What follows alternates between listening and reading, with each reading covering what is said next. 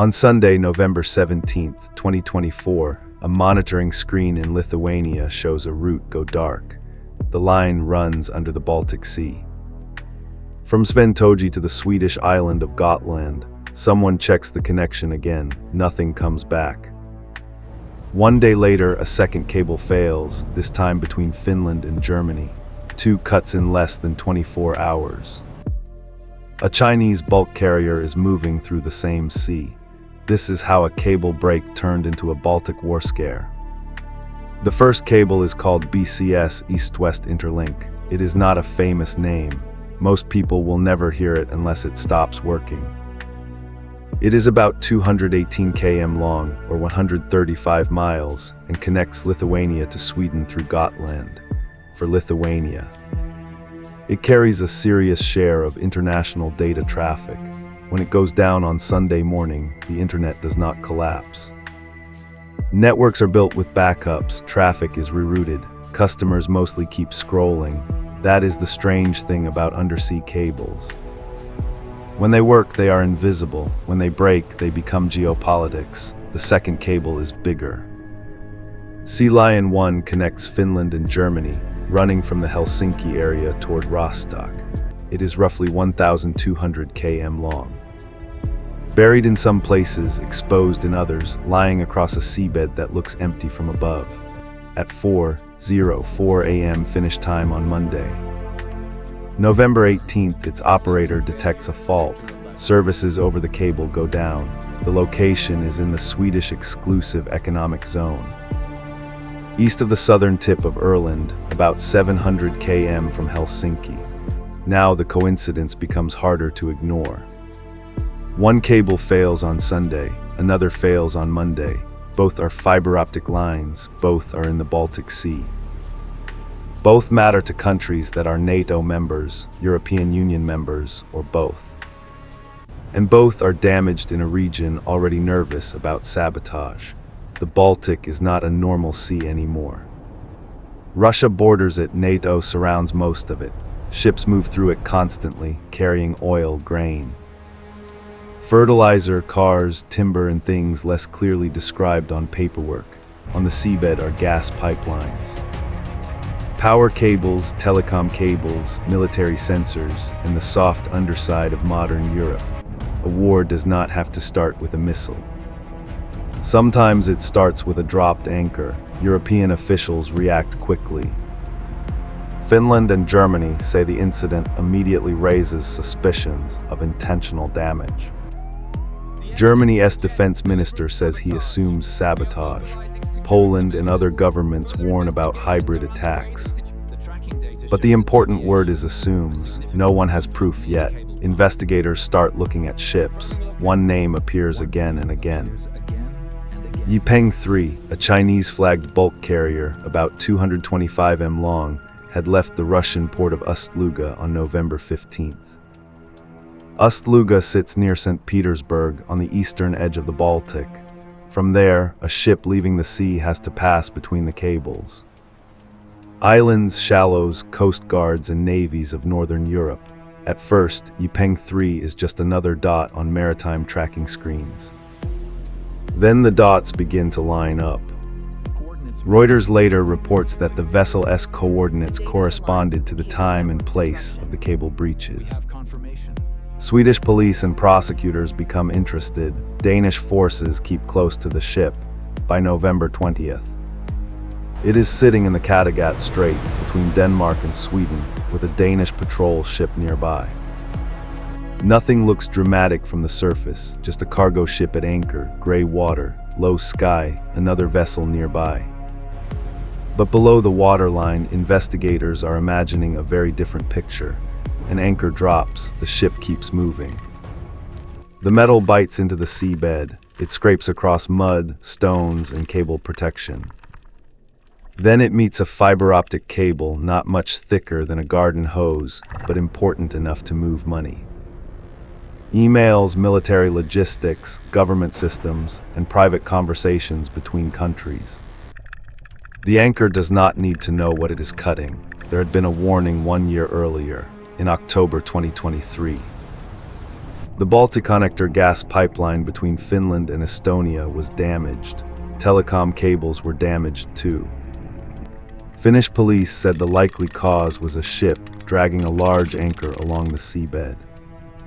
They retrieved an anchor near the rupture site and focused on a Chinese container ship, Nunu Polar Bear. Even then, investigators could not immediately say whether it was intentional, negligence, poor seamanship, or something else. That question now returns with a new ship. The problem is that maritime law is not built for a clean documentary ending. Yi Peng 3 is Chinese flagged.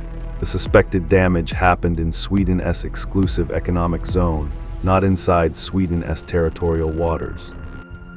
The ship is near Denmark, but not simply in a place where Danish officers can storm aboard and seize everything. The vessel is watched by European navies, but watching is not the same as control, so the Baltic becomes a legal puzzle. Sweden wants answers, Denmark facilitates. Germany and Finland are involved because one of the cables links their countries. Lithuania is involved because the other cable connects to its network. China controls access to the ship. Russia denies involvement. Everyone says the investigation should find the truth. Everyone understands that the truth may arrive too late to be useful. Inside the cables, the damage is physical. Outside the cables, the damage is political. Repair work begins. Cable repair is slow, expensive, and strangely old-fashioned. A specialized ship sails to the area. Technicians locate the fault. They lift the cable from the seabed. Cut out the damaged section, splice in a new one, test it, and lower it back down. The Sweden-Lithuania cable is repaired by November 28th. Sea Lion 1 is also worked on before the end of the month. Data finds other routes. The internet heals.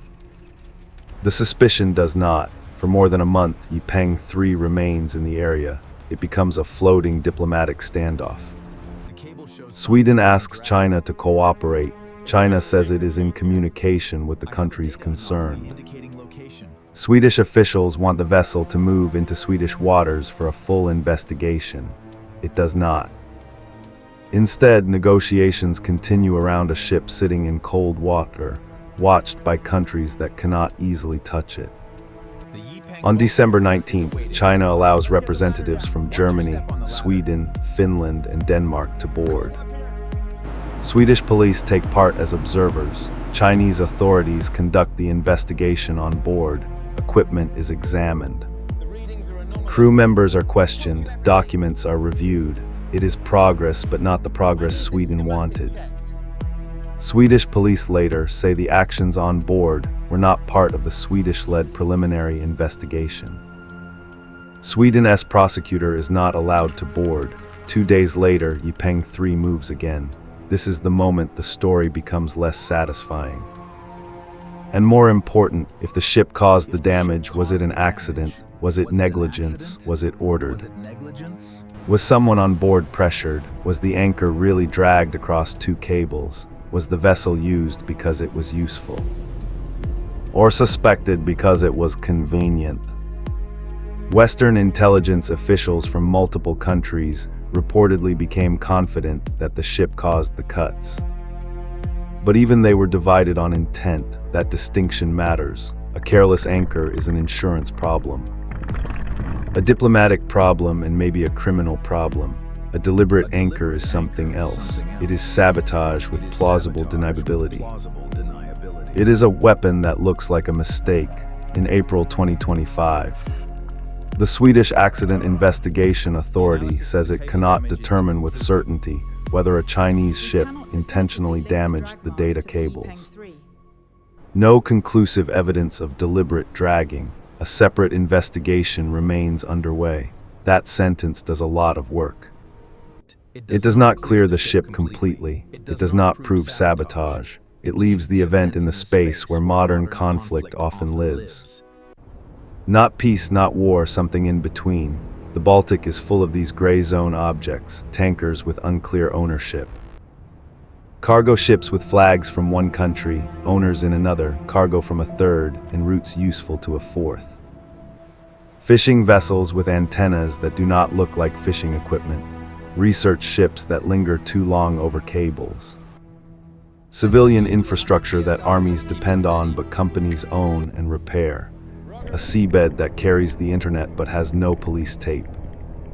This is why cable cuts matter more than the outage. Most users never noticed the disruption. The systems were resilient.